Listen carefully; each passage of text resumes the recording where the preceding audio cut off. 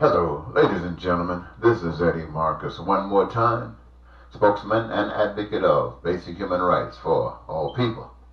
And I got a little nugget I'd like to share with you this morning. This is a Sunday morning. It is the 22nd of December 2019. Most people are going to church and perhaps putting on Christmas programs. They're probably, some of them got the baby Jesus lying in a manger, and they got the whole set up. Many are even putting on plays.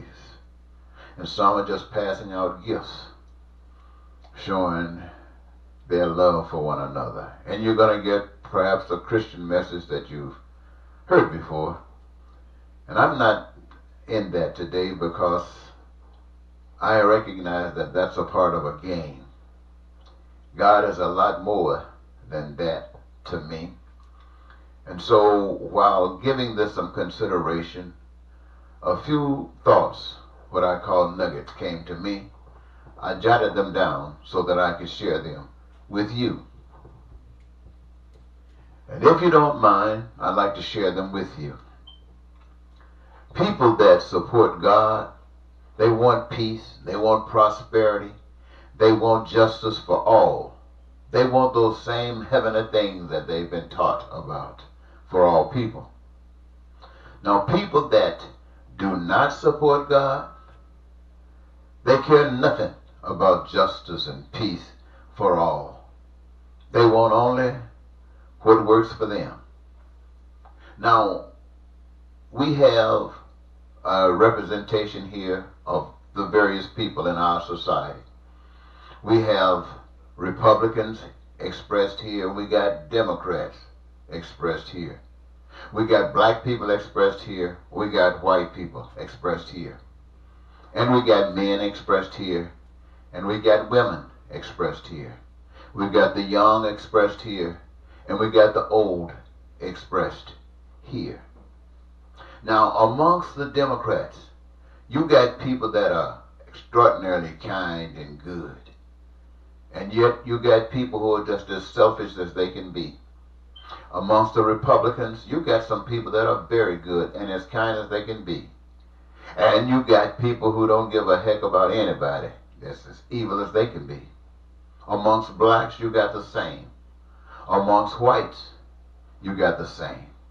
People who care and people who don't. Amongst the young, it's the same. And amongst the old, it is the same.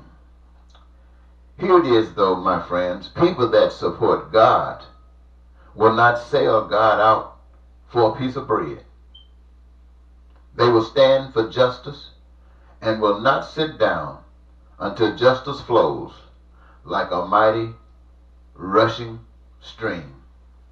Now, amongst those Democrats and Republicans and whites and blacks and young and old, you got people who will do as much kindness as they possibly can. As much as they possibly can. But somewhere down the line, they will sell out for bread. Now, bread can mean whatever it is that they will sell out for. And that is the reflection in not just the American society. That is the reflection all over the earth. And we have to accept it as reality. But since those who will not sell out for bread, what will it take to get them to that point? In order to get to that point, ladies and gentlemen, you have to be born again. That means that you have to have been reprogrammed. All of the stuff that you've been programmed all your life that allow you to live in the area that you live in, area of consciousness that you live in, it would have to have been eradicated, wiped out, clean, slate clean, and you have a new understanding from a spiritual perspective, not from what you've gotten from society, not what you've gotten from your race, not from what you've got from your gender, not what you've gotten from your nation, but a brand new concept. A brand new concept. One that will not allow you to sell out for bread or anything. And those that support either is either for God or not.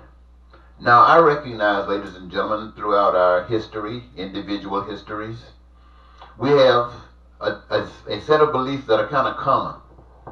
White people believe that they are the expression, the truest expression of God that you can get. They believe that.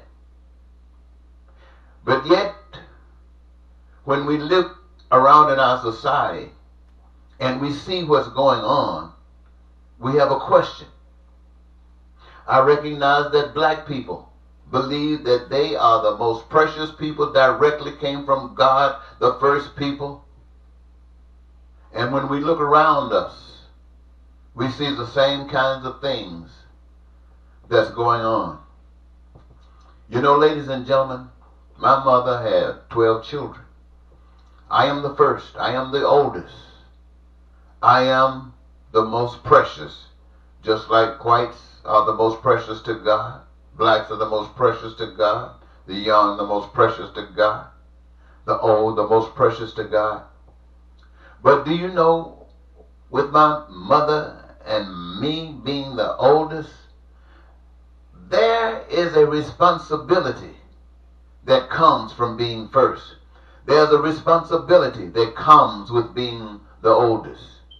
As time passes, those comforts that I once had, now all of a sudden I have responsibility to share those comforts with all of my other 10, 9, 8, 7, 6, 5, 4, 3, 2, 1 of my sisters and brothers. Now all of a sudden what used to be just me is not just me any longer. Me is all of us. And why is it all of us? Because our parent is the mother of us all. And though I was the first one, she, my mother, also was the mother of the last one. And she cares as much about the last one as she cared about the first one.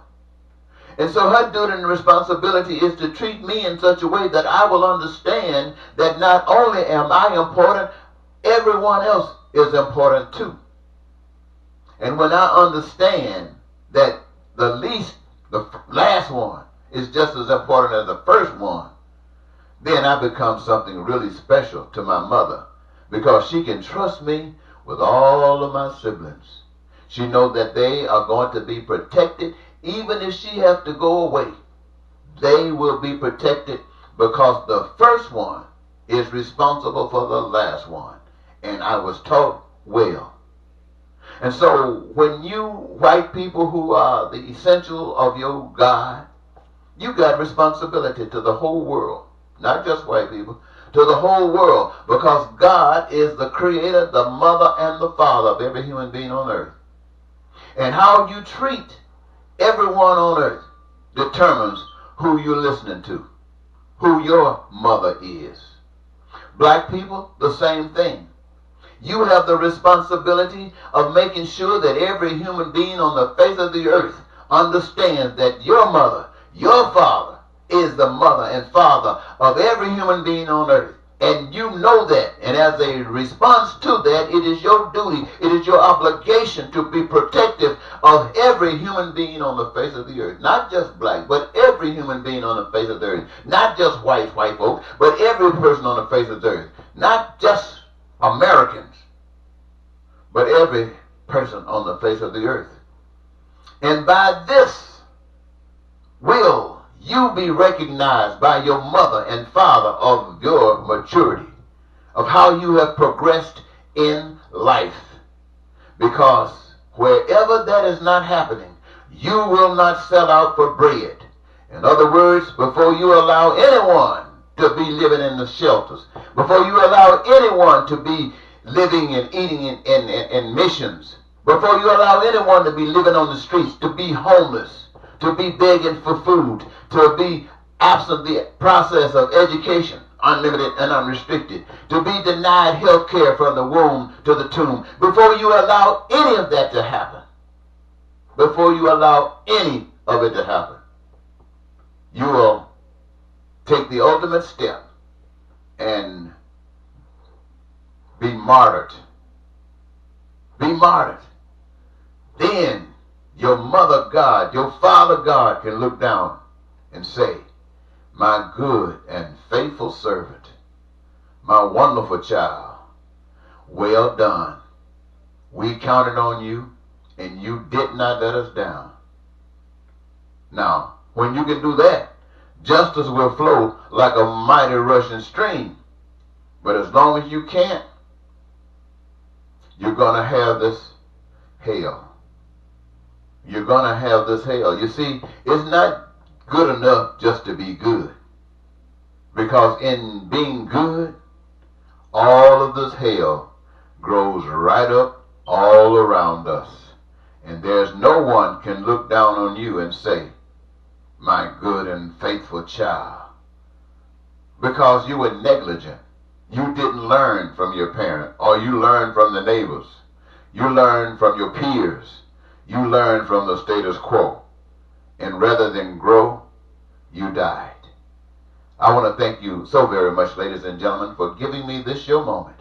And I hope that you can see this message as a nugget and use it as if it's gold. Eddie Marcus once again saying goodbye.